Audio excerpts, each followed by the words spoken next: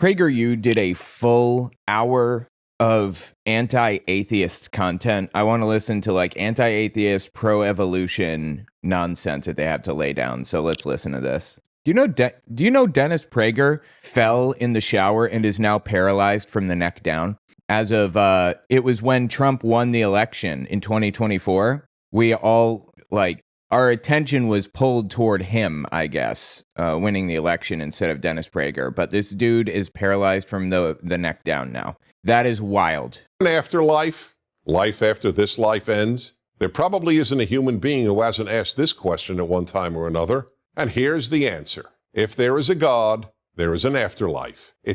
I simply disagree. That's ridiculous. How could you possibly know that? First of all. And second, not every human has asked that because the concept of an afterlife has not existed forever. But okay. That's simple. And here's why. First, this life is filled with an immeasurable amount of injustice and suffering. Absolutely. The only way there can be some ultimate justice for victims of evil is if there is an afterlife. And the only way comfort is available to those who suffer unjustly, from painful disease and premature death to the death of a child, is if there is an afterlife. Yes, but you think that... I'm sorry, Mickey, you can't sit up here. You're so good, though. You're so good, but you have to get down. Yes, but I don't know what makes you think that God is good. God is most definitely not good. Your interpretation of God, all the evil things that he does, makes it impossible for him to be interpreted as good in any way. God is evil in your interpretation. But such an afterlife exists only if there is a good and just God. A good and just God provides a way to compensate for all the unjust suffering in this world. It's kind of his fault all that suffering is there in the first place, but okay. Second, since God is not physical, the physical world is not the only reality. There is also a non-physical reality. What makes you think God's not physical? I think people used to believe that he was physical until we got to space and found there's nothing up there. And we humans have a part of us which, being non-physical, survives the death of our body. We call it the... Bro, so many claims back to back. Like, my God, literally nothing that he has laid down so far has any evidence to back it up. None of it. But okay. Soul. But if there is no God, this physical life is all there is. So, no God, no soul, no afterlife. Now, of course, those who doubt God's existence have every reason to doubt an afterlife. But if you believe in a good God, then you have to believe there's an afterlife. The God you believe in, you can say he's good until you're blue in the face, but he's not. The God that you believe in is so evil, in fact, that it makes me wonder if Satan actually won the war in the beginning and then had the book written as though he was the good guy. If you say you believe in God, but not in an afterlife, the God you believe in is not only not good, that God is cruel. That God made a world filled with unjust suffering and just left it at that. Now, some people who don't believe in an afterlife offer their own version of immortality. I once attended a funeral where the man officiating said, "While there is no afterlife, we do live on through our good works and in the memories of loved ones." That's what a lot of people who reject an afterlife want. You telling me you went to a funeral where the pastor or whatever up front said there is no afterlife? I'm sorry, I just don't believe you. I believe, but the idea that human beings live on through their good works or through the memories of loved ones, which generally means a person's children or grandchildren, is simply meaningless. To you? If people live on through their good works, then children who die don't live on. The number of good works most children are even capable of is minuscule. As for babies who die, well, babies can't engage in good works at all, so I guess they just don't live on. He's trying to make people who have this view of the world, he's trying to make them feel worthless. And he's trying to make people who haven't thought much about it feel like those people are worthless as well. This dude is disgusting. Anyway, the truth is that bad works usually live on longer than nearly any good works. Yeah, I agree. In fact, if works make us immortal, Hitler, with all the evil he did, is far more immortal than the kindest people on earth. Yeah, I agree, yep. As for living on in the memories of our children, what do we say to those who have no children? Sorry, you don't live on. Yeah, and he's trying to make people feel worthless with this. But the answer is your effect on the world around you is what matters to me. The people that you affect, the people's lives you touch, the things that you do to change society or to make it better in whatever way that is, even sending a message, a positive message to somebody on the internet, whatever, making people's lives better materially. That's my interpretation. Moreover, living on in anyone's memory, as beautiful as that is not the same as immortality or an afterlife.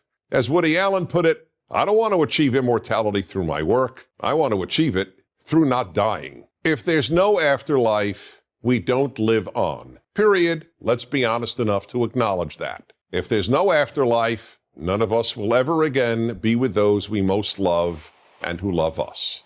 He's really building in that existential fear, trying to make you worry about what happens next, because he's about to offer you his solution. This is so manipulative, dude. Seriously. What is wrong with this guy? There's no afterlife. Neither anyone murdered nor any murderer will ever receive ultimate justice. If there's no afterlife, this life, for the vast majority of people who ever lived, and for those alive now, is a meaningless crapshoot. Finally, people always ask me, so what happens in the afterlife? To which I can only respond, I don't know, but I do know this.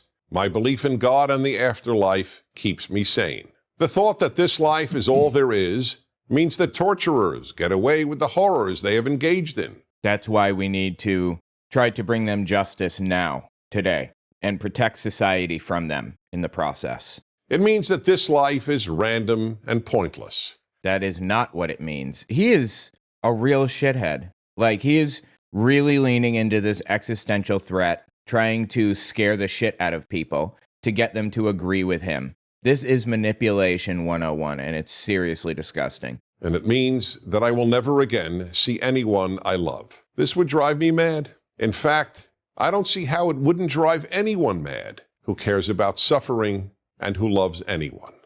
So is there an afterlife? If there is a God, of course there is. No? You didn't answer anything that whole time. Are you serious? He literally just tried to scare the shit out of people for... Hey! The cats, dude, they're wired. They're wound up like springs, and they're getting into all kinds of shit. He literally tried to scare the shit out of people for 5 minutes straight. That's what he just did. And then at the end, he said, if there's God, there's an afterlife. You didn't convince anybody of anything. You just tried to scare people. What the hell is this? I'm Dennis Prager. In 1966, Time magazine ran a cover story asking, is God dead? Oh, dude, I fucking hate this guy. This dude is one of the biggest scumbags alive and is responsible for some of the most egregious World War II revisionism, Holocaust revisionism out there. He's a Christian nationalist, and he wrote a book called Bonhoeffer, Pastor, Prophet, Martyr, Spy, or something like that. And in this book, he claims that it's Dietrich Bonhoeffer's biography. And if you don't know Dietrich Bonhoeffer, he's a pastor from Germany during World War II who opposed Hitler. That's it. That's as far as it goes. Dude, the cat is so wound up that she jumped into a chair that spins, you know? She jumped at such a high speed that it started spinning. She's like her eyes are the size of Texas right now. Anyway, it's like she's on coke or something. Anyway, Dietrich Bonhoeffer's real biographer is Eberhard Bethke. It was Bonhoeffer's best friend. They lived together. They even shared a bank account. No, it wasn't gay, but I wish it was, but no, not gay. That's his real biographer, Eberhard Bethke, and he died in, I think, the 70s, the 80s maybe. Victoria Barnett has a much more solid claim to the title of Bonhoeffer's biographer than anybody. If anyone had a claim to that title, it would be Victoria Barnett. But Eric Metaxas comes in and wrote a book about Bonhoeffer from the perspective of a Christian nationalist, and straight up factually got things incorrect in his book. Like, multiple things that still aren't corrected, gave a biased account of the dude's life. It was absurd. It was awful. And claims to be his biographer today. And sadly, this is one of the failings of AI. This is why you have to be careful. His book was promoted so hard by Fox News and all of the other Newsmax and everything else that it was considered reputable in a bunch of, different texts. Wikipedia wrote about his book and stuff like that, and it made it into the training data of AI.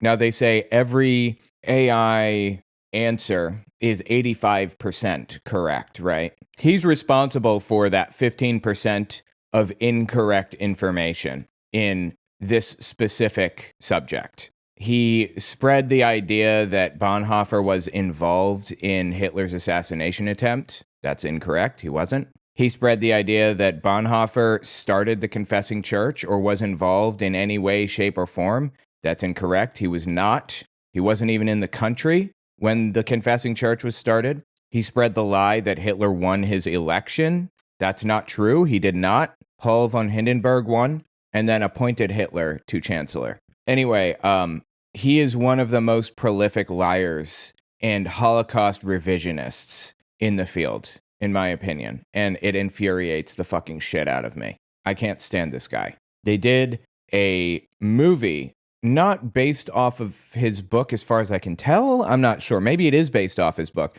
Or maybe they just did the movie and used his book as source material, not realizing that it was full of lies. I don't know. But this movie was from a Christian nationalist perspective, and it was called Bonhoeffer, Pastor, Spy, Assassin, or some stupid shit like that. Different from the book. And in the movie, they spread all of those lies. They spread the lies that he was involved in planning the, assassination attempt, and spread the lie that he was involved in starting the Confessing Church and everything. It was full of lies. I did so much research into this field, it's ridiculous, because I wanted to know the answer, the truth about this. And what do I find when I get there? Nothing but lies. Really, this field of World War II research, especially on the church, is so full of revisionism. World War II generally is full of lies and revisionism, and you have to be really, really careful about what sources you're using. But when you get into a niche topic like the church in World War II, it's all, a toss-up, whether you're getting good information. You have to spend so much time researching. And I personally contacted Victoria Barnett and speak with her on occasion. Get sources from her, get information about which things are trustworthy, which things are lies. I mean, she's been so incredibly helpful through when I was writing my book. And even now I email her and ask her questions about World War II and the church and everything. And she gives me straight answers. Sometimes I'm following a path and it's incorrect and she sets me straight. And it's been very helpful. Anyway, let's listen to this lying sack of shit. The cover reflected the fact that many people had accepted the cultural narrative that God is obsolete, that as science progresses, there's less need for a God to explain the universe.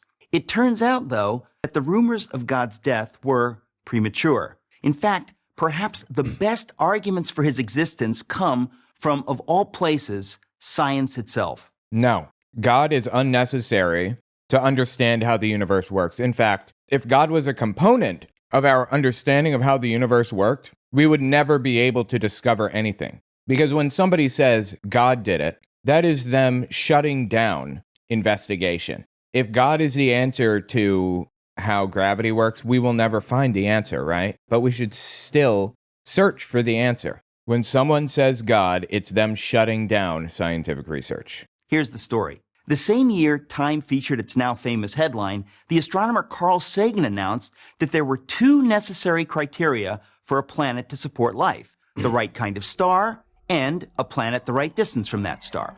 Given the roughly octillion planets in the universe, that's one followed by 24 zeros, there should have been about septillion planets, that's one followed by 21 zeros, capable of supporting life. With such spectacular odds, scientists were optimistic that the search for extraterrestrial intelligence, known by its initials SETI, an ambitious project launched in the 1960s, Actually, it's just called SETI, but okay. was sure to turn up something soon. I don't think they were optimistic that they'd turn up something soon. In fact, it's likely that we'll never turn anything up at all. But I am very confident that there is life in the universe other than us, beyond a shadow of a doubt.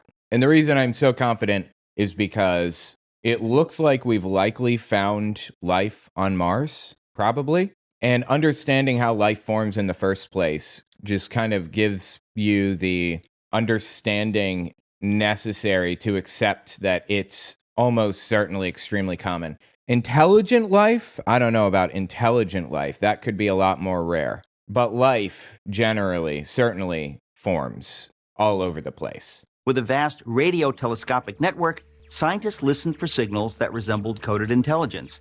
But as the years passed, the silence from the universe was deafening.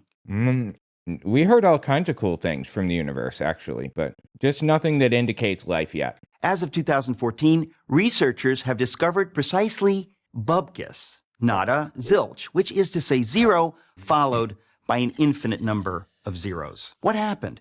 As our knowledge of the universe increased, it became clear that there were, in fact, far more factors necessary for life, let alone intelligent life. No, not really. Than Sagan supposed. His two parameters grew to 10, then 20, and then 50, which meant that the number of potentially life-supporting planets decreased accordingly. I don't think that's right. I mean, very basic chemical evolution can happen with really very few parameters, with very few preconditions or whatever. Just a reminder, I would really appreciate it if you guys checked out my Patreon. If you're not going to donate, you don't have to, but follow me there at the very least, owenmorgan.com/Patreon. Just in case something happens with the government or whatever, it would be really good if you had some way to connect with me and my content. I'm really concerned about that, and maybe you should consider that for other creators too. The number dropped to a few thousand planets and kept on plummeting. Even SETI proponents acknowledge It's called SETI. It's called SETI. the problem. Peter Schenkel wrote in a 2006 piece for Skeptical Inquirer, a magazine that strongly affirms atheism, in light of new findings and insights, we should quietly admit that the early estimates may no longer be tenable. Okay, I'm sorry. I don't believe it. I just don't. I don't believe a word out of this dude's fucking mouth. So let's see if we can find out here. Okay, here we go. In 2006, Skeptical Inquirer, abandoning SETI, he remained a supporter of SETI projects, even while critiquing overly optimistic estimates. He was calling for more realistic expectations, not declaring the search futile. So this is just a lie. In a 2006 piece for Skeptical Inquirer, a magazine that strongly affirms atheism, in light of new findings and insights, we should quietly admit that the early estimates may no longer be tenable. Today, there are more than 200 known parameters necessary for a planet to support life, every single one of which must be perfectly met or the whole thing falls apart. I don't know about that. I don't think that's the case. I think that's bullshit. I think life could exist nearly anywhere. The most basic life, and maybe not even carbon-based, but life generally could exist anywhere, just about, I bet. For example, without a massive gravity-rich planet like Jupiter nearby to draw away asteroids, Earth would be more like an interstellar dartboard than the verdant orb that it is. Simply put, the odds against life in the universe are astonishing. Yet, here we are, not only existing, but talking about existing. What can account for it? Can every one of those many parameters have been perfectly met by accident? This is the fine-tuning argument. The answer is, I don't know. The answer is, I don't know. Not, let's make something up. Let's insert something into this space that I have no reason to believe, but I just feel like it. That's not the answer. At what point is it fair to admit that it is science itself that suggests that we cannot be the result of random forces? Doesn't assuming... Well, if it does conclude that, then great. We have proven that we were created by aliens or something, maybe. Who knows? I have no clue. Created by something. That doesn't mean that the Christian God sent Jesus to die for your sins, and he walked on water and turned water into wine for some reason, lots of water-related activities. It doesn't mean any of that stuff. Yes, that we cannot be the result of random forces. Doesn't assuming that an intelligence created these perfect conditions in fact require far less faith than believing that a life-sustaining Earth just happened to beat the inconceivable odds? No, because people don't necessarily believe that a life-sustaining Earth just happened to beat the inconceivable odds. We are waiting for more information. It seems that way right now, but we don't know for sure. We're waiting to find out, to get more data. That's not faith-based. That's information-based. Faith is the belief in things without evidence, which is how the Bible defines it, by the way. As far as I'm aware, I don't believe in anything without evidence. And if I do, and someone brings that to my attention, I will change that belief, just like that. Can you say the same, Eric Metaxas? Dude is such a scumbag, really. But wait, there's more. The fine-tuning necessary for life to exist on a planet is nothing compared with the fine-tuning required for the universe to exist at all. He doesn't know that. But anything that he does know on this subject comes from science. Example, astrophysicists now know that the values of the four fundamental forces, gravity, the electromagnetic force, and the strong and weak nuclear forces, were determined less than 1/1,000,000th of a second after the Big Bang. Okay. Alter any one of these four values ever so slightly, and the universe as we know it could not exist. Well, right, the universe as we know it, but how do you know those forces weren't nudged at one direction or another because of the values of the other forces? I mean, there are all kinds of reasons for this. Do you know there's something called the Zipf? I think the Zipf principle, maybe, is what it's called. And it goes like this. A word's ranking in language will appear exactly that many times in any given text. All right, check this out. This will explain the Zipf mystery. Vsauce, Michael here. About 6% of everything you say and read and write is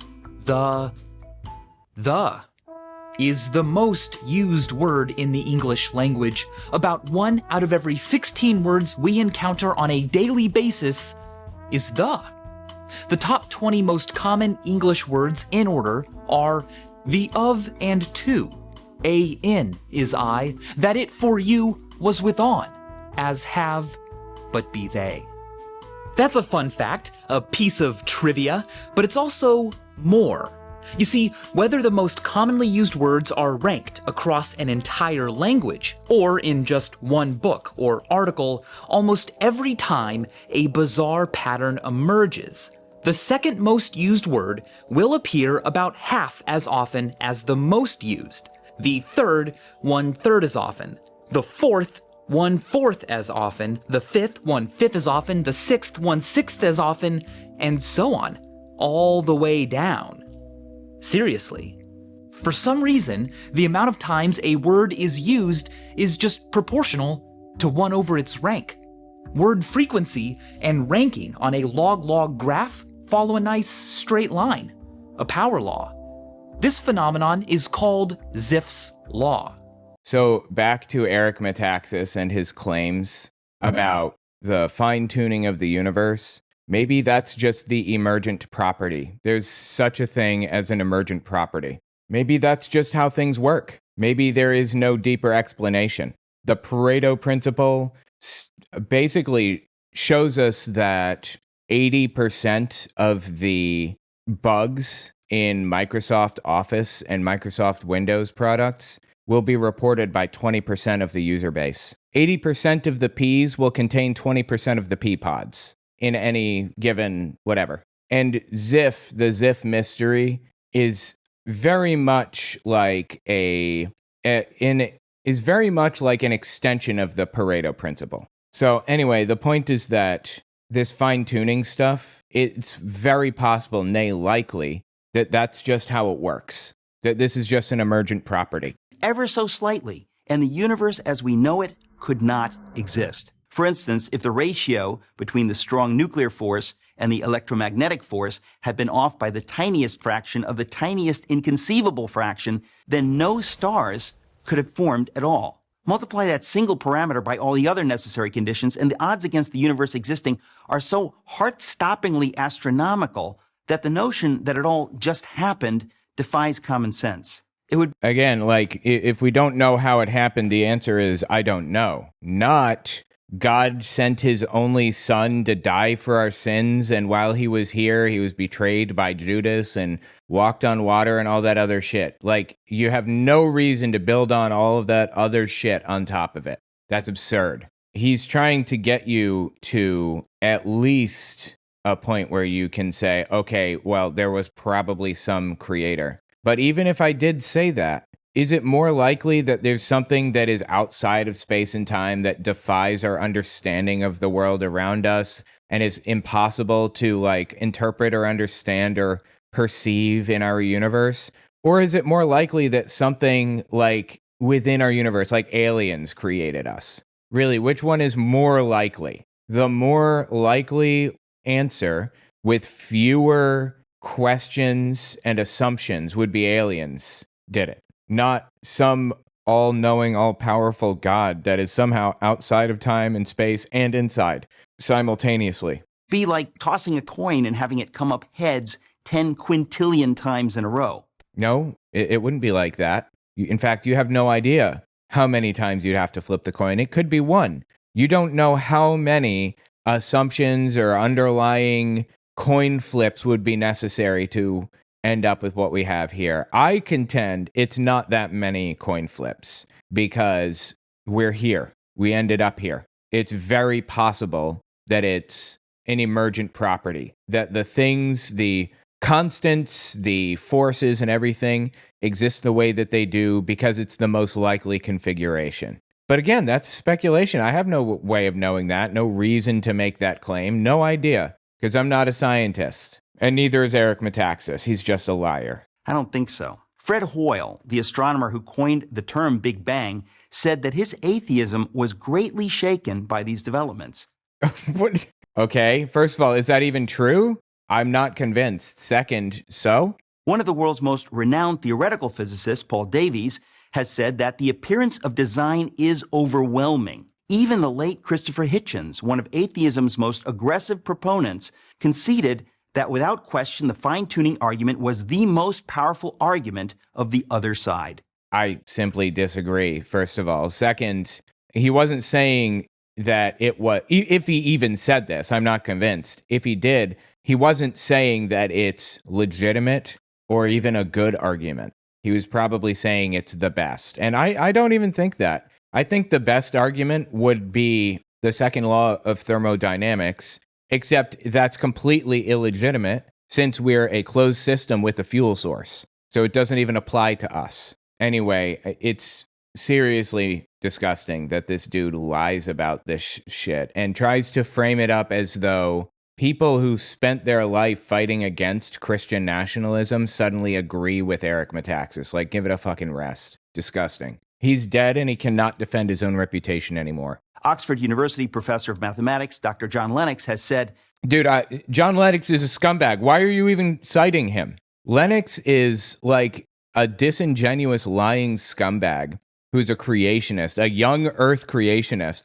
And so, okay, he's a mathematician. Great. Does he know anything about the sciences? Why am I listening to him in the first place? the more we get to know about our universe, the more the hypothesis that there is a creator gains in credibility as the best explanation of why we are here. Of course he would say that, the young Earth creationist. The greatest miracle of all time is the universe. It is the miracle of all miracles, one that inescapably points to something or someone beyond itself. I'm Eric Metaxas for Prager University. So he just presented the fine-tuning argument. That's all. That's what he did. Thank you for the fine-tuning argument, good sir. Fucking worthless.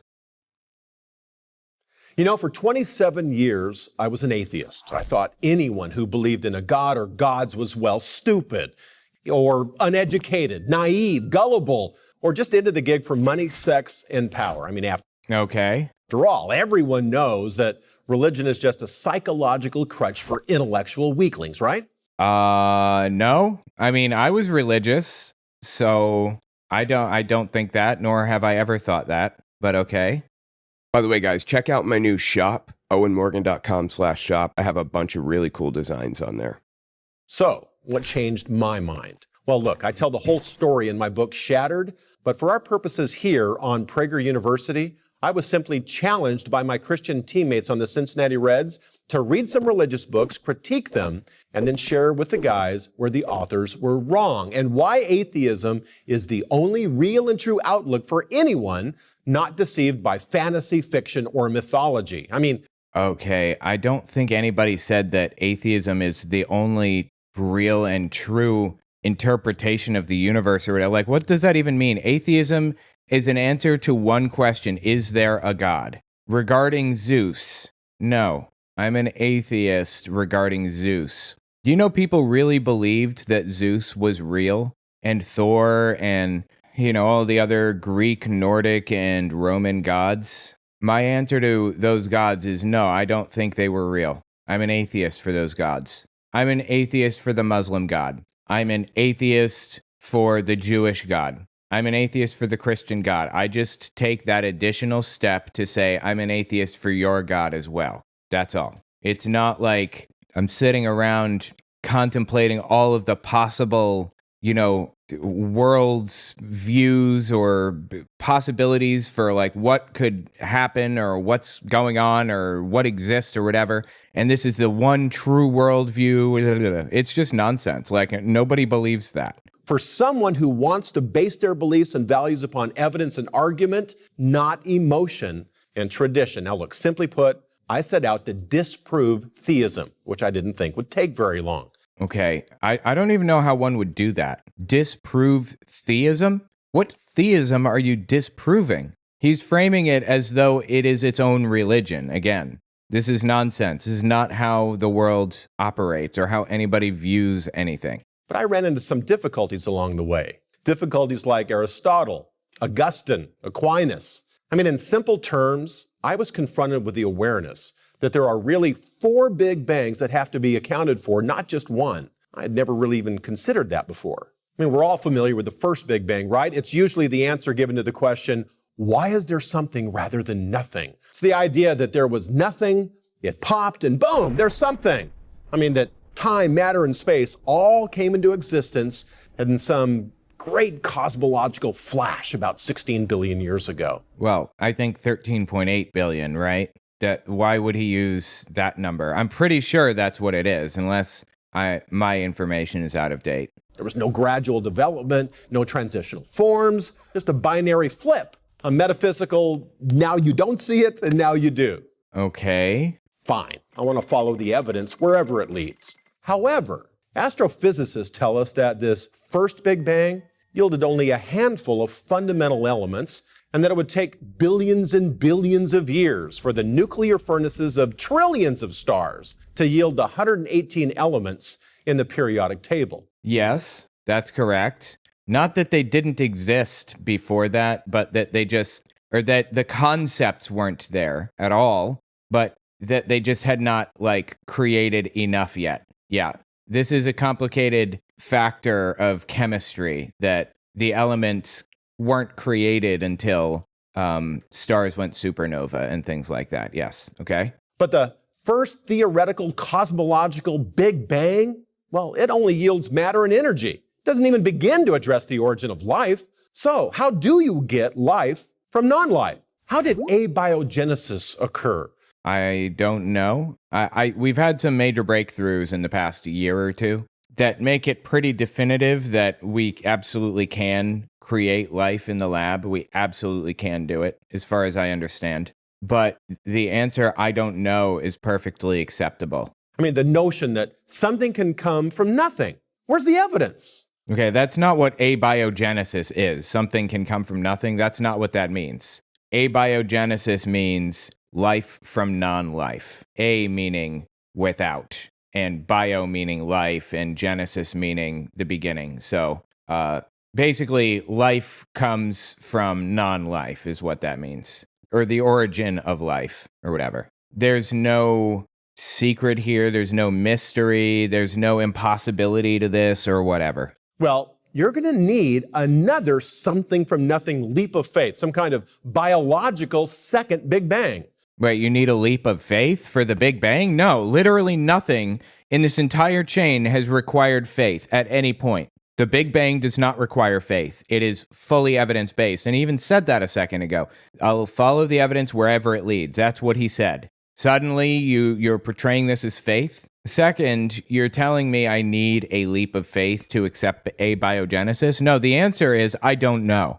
I don't know is an acceptable answer. An answer he cannot seem to wrap his head around. For all the mind-blowing advancements we've made in physics, biology, and chemistry in just the past 100 years, we're still no closer to making it happen. We don't have a clue. That's not true. We are very close to making it happen. In fact, I think we can make it happen, but it's an exceedingly long process by its nature. All right. We basically have to start with a chemical soup and then allow the chemicals to organically connect to each other. And sometimes that happens quickly. Sometimes it doesn't happen at all. It's kind of like you have a big ass pile of paper clips and you pick up 2 paper clips from the pile, you link them together, you put them back. You shake up the pile, you pick up 2 paper clips, you put them together, you put them back. And if you pick up 2 paper clips that are already linked together, link them anyway. And you eventually end up with a big collection of linked paper clips. In fact, you end up with one big link, right? Well, that's what we're doing, except in the lab, we can only tweak those variables by so much.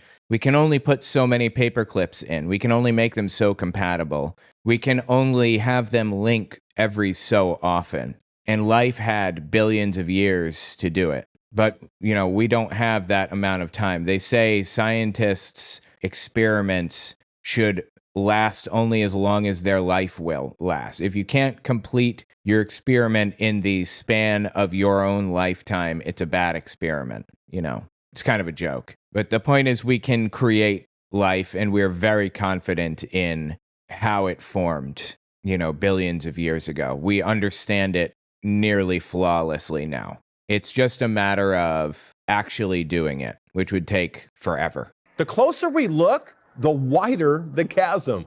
That's just not true. That's just a lie. We understand it flawlessly. I mean, sure, we've learned a lot about how to manipulate life forms, how to add and subtract DNA material, even map the human genome, but we have no idea how to literally create life from dead stuff.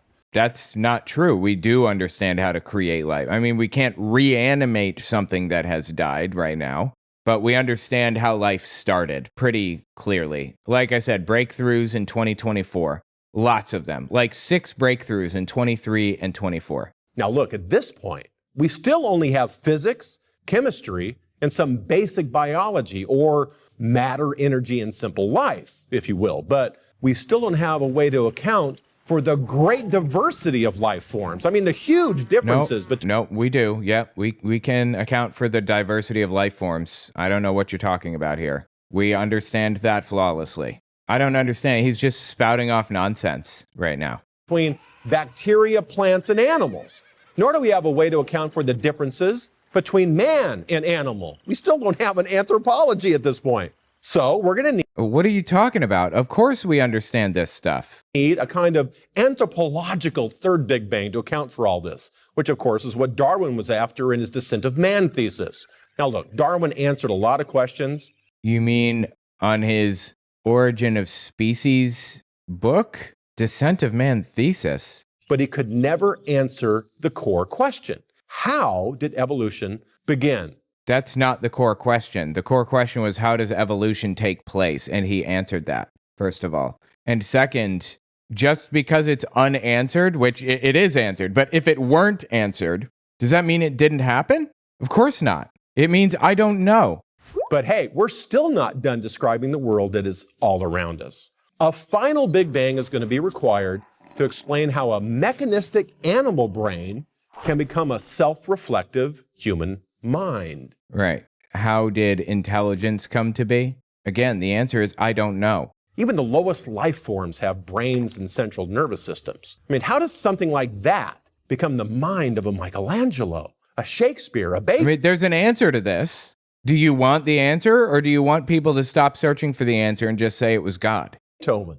Come on, animals don't do art and they don't appreciate beauty. But the problem is even more basic than that. How do you account for free will and introspection? Free will is not real. Free will is a religious concept, not a scientific one. And if you want to believe in free will, that's okay, but don't pretend that it is a scientific concept. It's not. Alone, man's pressing existential drive to ask why. Well, we're going to need some kind of psychological fourth Big Bang to account for man's moral and aesthetic sense. I mean, his search for meaning, significance, and purpose. And of course, his appreciation for the true, the good, and the beautiful. And again, you must understand these problems require bangs. I mean, sudden binary pops into existence. No, they don't. They don't require that. What are you talking about?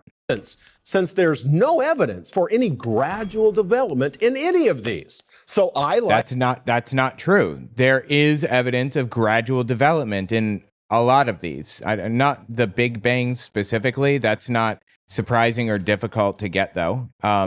Abiogenesis didn't require a sudden an explosion or a bang or whatever. That was a gradual process. What were the others? Anthropological Big Bang? I don't even remember what that one was supposed to be. Intelligence? No, none of this required a Big Bang moment. This is just nonsense. Like you, have a choice. Right, psychological Big Bang, anthropological Big Bang. I don't know what he means by anthropological Big Bang. I missed that, I guess. It's either faith in these four Big Bangs of somethings from nothings to account for what we see all around us, or faith in some kind of creator God behind it all. So, next time someone asks you, hey, what about the Big Bang? Make sure you ask them which one. No, give it a fucking rest, dude. It's such a joke. The cosmological, biological, anthropological, or psychological. I'm Frank Pastore for Prager University. Completely full of shit. So he wrote a book on this subject? He mentioned the book at the beginning. I don't remember what the name of it was. What a joke, dude.